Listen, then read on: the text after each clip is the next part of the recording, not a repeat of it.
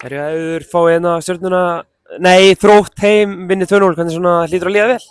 Mér líður bara ógeðslega vel. Við töluðum bara það, bara 2 leikir og svo er að pása og við ætlum bara að klára tankinn og gera þetta saman og við gerum það svo sannarlega í dag.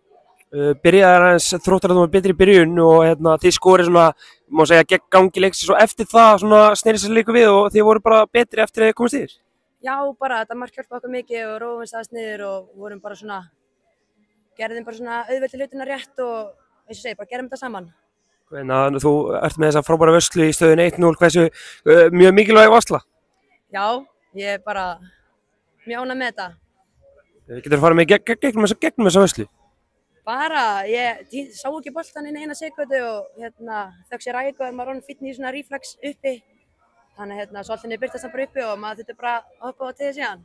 Hversu mikilvæg sigur var þetta í dag?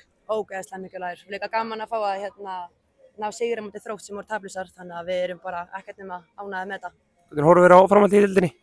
Bara mjög spennandi sko. Tökum á móti Breiðablikina heima næsta laugardag og ég vil bara fá sömu stemningu og ég veit að við munum mæta eins þá. Takk hérlega.